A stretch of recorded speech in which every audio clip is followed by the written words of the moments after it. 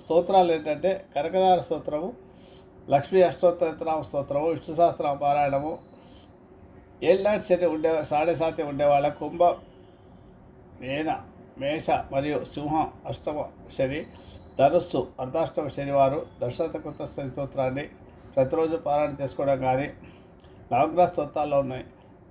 శనిగ్రహానికి సంబంధించిన నీలాంతం సమాభాస రౌత్ర నవగ్రహ ఛాయమార్తాండ సమృతం తమ స్తోత్రాన్ని జప చేసుకోవడము. అలాగే ముఖ్యంగా ధనుసు రాశి వాళ్ళు, సింహరాశి వాళ్ళు, మకర కుంభ మీన రాశుల వాళ్ళు దుర్గా సప్తలోకి పారాయణ చేసుకోవాలి ప్రతిరోజు.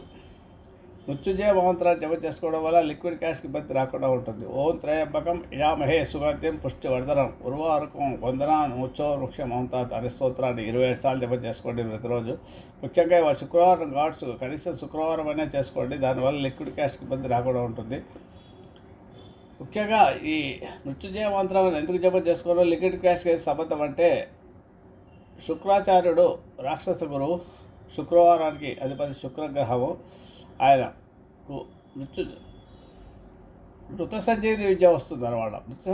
మృత సంజీవిని విద్య అంటే చనిపోయిన వాళ్ళని బతికించేది.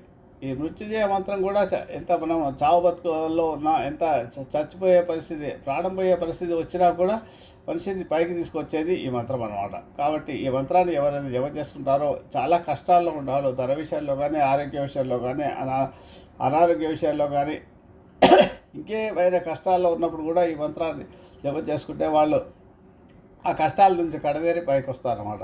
అది ఈ మంత్రం యొక్క రహస్యం.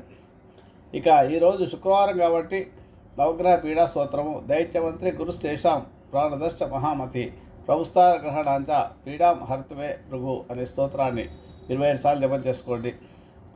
ముఖ్య సూచన ఏంటంటే ఈరోజు ప్రత్యేకంగా చెప్పేది, దంపతుల మధ్య సఖ్యత ఏర్పడాలంటే ముఖ్యంగా శుక్రవారం రోజు భరణి, పూర్వ పల్గుడి, పూర్వాషాఢ నక్షత్రాలు వస్తే ఈ శాంతి ప్రక్రియ చేసి ప్రయత్నించండి. మీ సమస్య పరిష్కారం లభిస్తుంది. మీరు చేయాల్సింది ఏమంటే, మీ భార్య జన్మదిన తేదీని సింగిల్ డిజిట్గా చేసి వచ్చే సంఖ్యకు సమానంగా అన్ని వత్తులతో నెత్తి దీపం ఆరాధన చేసి శ్రీసూక్త పారాయణము శుక్రవారం నుంచి సోమవారం వరకు 4 రోజులు లక్ష్మీదేవి ఆరాధన చేయండి. నమ్మకం ఉన్న వాళ్ళు మాత్రమే చేయండి. ఇది నమ్మకం లేని వాళ్ళు దీని మీద కామెంట్ చేయొద్దు, ఈ వీడియో చూడవద్దు. ఓం శ్రీం హ్రీం క్లీం క్లీం క్లీం మహాలక్ష్మీ నమః అని 108 సార్లు ప్రతిరోజు జపం చేసుకోవాలి. ఎండు ద్రాక్ష ప్రసాదంగా శుక్రవారం రోజు లక్ష్మీదేవికి నివేదించడం వల్ల ఆమెకి చాలా ఇష్టమైంది. దానివల్ల మీ కోరిక తీరుతుంది, మీ సమస్య తీరుతుంది. ఆ తర్వాత కూడా